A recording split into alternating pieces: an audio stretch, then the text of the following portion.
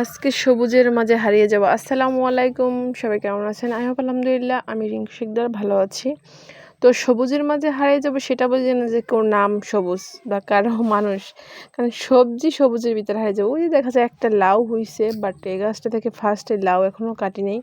আরও কিছুদিন গেলে এই লাউটা কাটবো, বাট আজকে ভাবছি সবজি মানে শাক, শাক খাবো। এই জন্য বলছি সবুজ শাক খেতে আমার অনেক পছন্দ, বাট সবাই পছন্দ করে। আর লাউ শাকটা মানে কম বেশি মানে সবাই এই সিজনে খায়, 12 মাসই পাওয়া যায় এখন। যাই হোক, কিছু লাউ শাক ছিললাম, কয়েকটা ডগাও ছিঁড়ছি। দেখা যাবে ডগাগুলো পরবর্তী সময় কি এটার ফল আসে। ডগা ছিলে নাকি দেখা যায় যে ওটা তাড়াতাড়ি লাউ ধরে। তো লাউ শাক কাটলাম, পেঁয়াজ রসুন একটু দিয়ে দিলাম, তার সাথে দিয়ে দিলাম লবণ আর হচ্ছে একটু হলুদের গুঁড়ি। যেহেতু আমি এটা লাউ গাদানি বলে, আমরা বরিশালেরা লাউ শাকটারে এরকম একটু আলুও দিছি এটার ভিতরে, লাউ গাদাবো মানে লাউ শাক গাদাবো।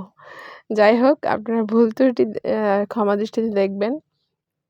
তো লাউ শাক গাদানোর জন্য এর ভিতরে একটু পানিও দেওয়া হয়েছে, একটু হলুদের গুঁড়ো দেওয়ার পরে মানে মোটামুটি ঢাইকা দেবো। তো এর ফাঁকে একটা কথা বলি, আমি একটা কমেন্ট করছিলাম যে ভাই রিচ অ্যান্ড ফলোয়ার তারপর হচ্ছে দেন ভিউ সব ডাউন হচ্ছে। এখন সে কমেন্টের নিচে একজনে উত্তর দিছিল, ভাই আপনার আরও কিছু ডাউন হয়ে গেছে, এটা কোনো কথা? ভাই কমন সেন্স এবং মাথার ভিতরে মন মানসিকতা একটু চেঞ্জ করেন। আপনারা সবসময় পজিটিভ না চিন্তা করে নেগেটিভ চিন্তা কেন করেন? চিন্তা মাইন্ড একটু চেঞ্জ করেন, হ্যাঁ? যাই হোক, তো শাক প্রায় হয়ে আসছে আর গাদানো শেষ। মানে একটু আর কি খুন্তি বা আমরা উড়ি বলি বা যেটা দিয়ে ডাল ঘুটনি ওটা দিয়ে একটু ছেঁচা মানে দিলেই ওটা মানে থেতো-বেতো হয়ে যায়। তারপর হচ্ছে দেন বাগার দিলাম। এটা কিন্তু মানে খেতে অসাধারণ হয়।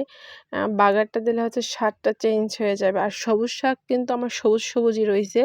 হ্যাঁ, আজকে সবুজের মাঝে মাঝে মানে আমি হারিয়ে যাব।